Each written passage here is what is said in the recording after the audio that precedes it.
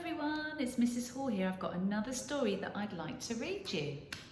Now, I don't know about in your house, but when the postman delivers a parcel, everyone gets really excited in my house, wondering if it's for them and then wondering what's inside. And this story, called Jolly Tool by Jane Hissy, that's exactly what happens in this story.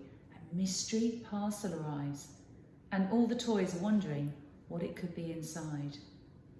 They even think it might be something exciting like treasure. Shall we see what it was? I'm going to read Jolly Tool by Jane Hissy, and I really hope you enjoy these because I love these old bear stories.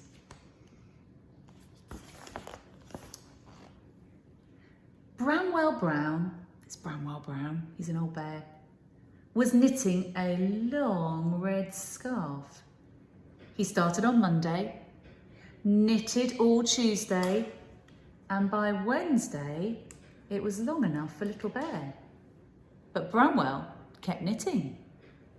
On Thursday it fitted Little Bear and Rabbit.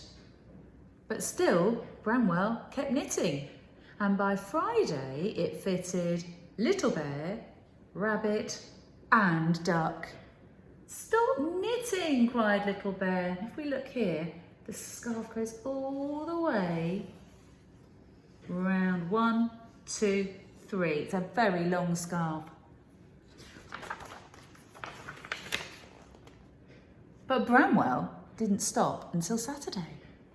And by Sunday, the scarf was far too long for any of the toys. "Why did you make it so long?" asked Little Bear. "I just forgot to measure it," said Bramwell. "Never mind," said Old Bear. "I'm sure it will come in useful one day." "As a skipping rope, perhaps," grumbled Duck. It's quite a good idea, I think, using it for a skipping rope. While he was skipping, Rabbit noticed a big box. "I haven't seen that before," he said as he hurried over to look. "It might be something exciting." "Like treasure," cried Little Bear. It's probably just a box," muttered Duck. "What do you think could be inside that box? It's quite big, isn't it? Could be treasure. Wonder what else it could be." Maybe you could tell a grown-up what you think's inside the box. "I'll look inside," said Bramwell, and he poked a little hole with his knitting needle. "Ouch!" said the box. "That box just talked," said Little Bear. "It wasn't the box," said Old Bear. "It was the something inside." "Oh, not treasure then," said Little Bear. "Perhaps something guarding the treasure," said Rabbit hopefully. "Let's open the box."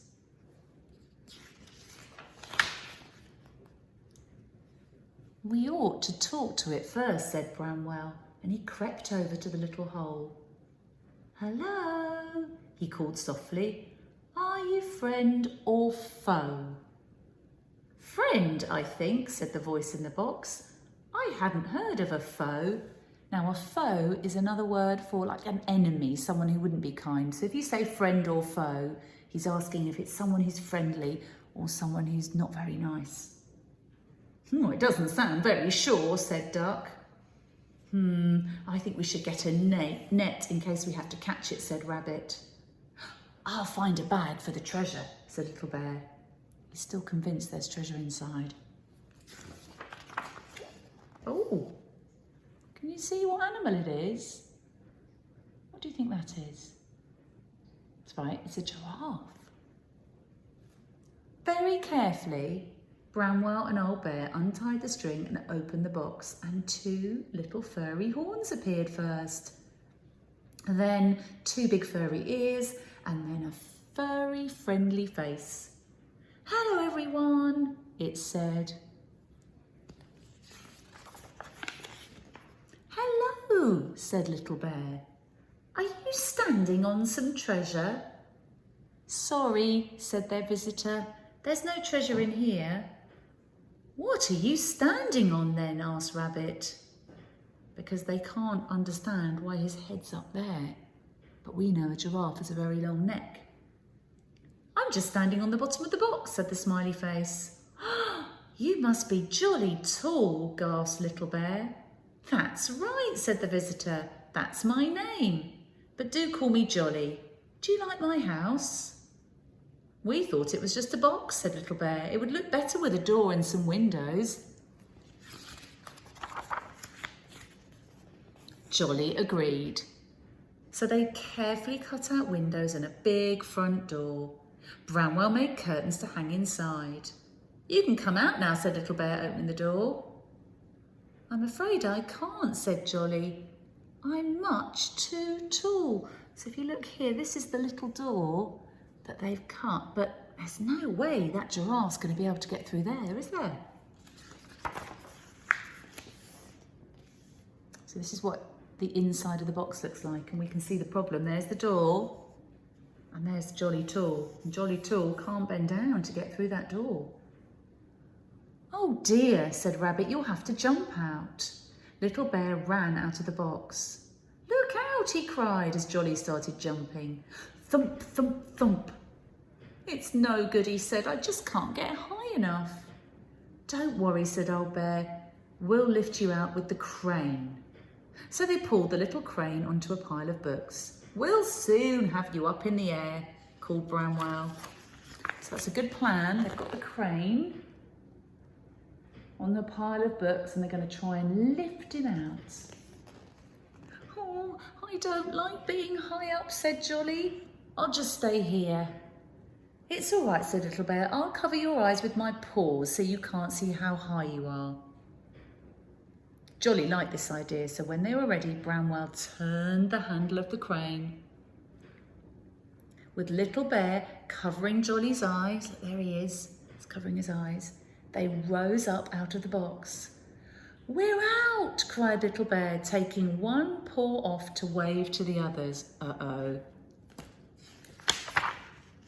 Then it happened. Jolly suddenly saw how high he was. Get me down, he cried. The box wobbled, Jolly wobbled, and both went crashing onto the floor. Little Bear flew through the air and disappeared, but nobody noticed. They were too busy pulling Jolly out of his box.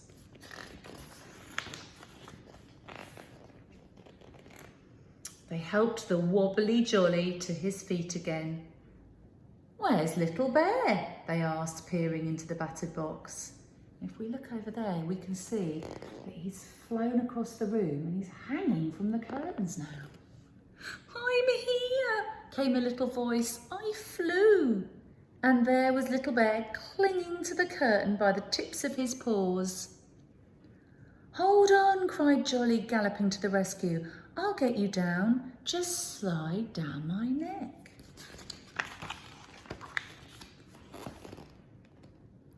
Little Bear let go of the curtain, slid down Jolly's long neck and landed plop in Branwell's net. That was fun, said Little Bear. I want another go.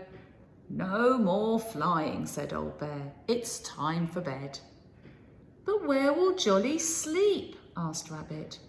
Oh, it's all right, said Jolly. Giraffe sleeps standing up. Just a blanket will do for me.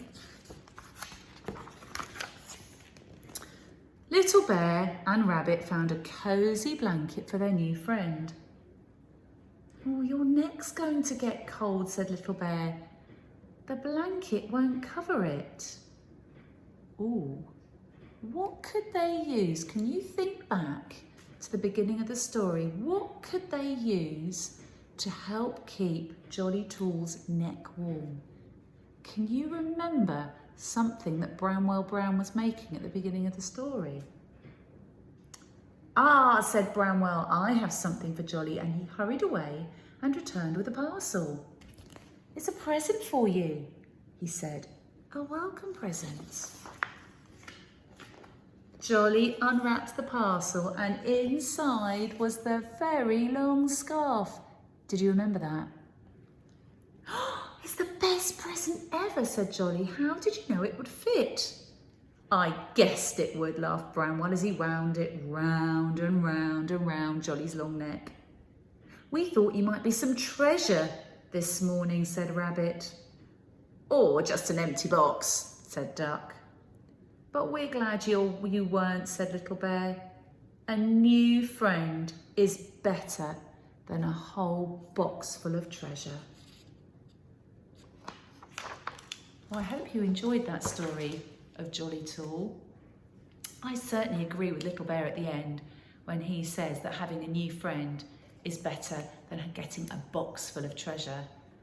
I don't know about you, but I'm really looking forward to coming back to school next week and seeing you all there.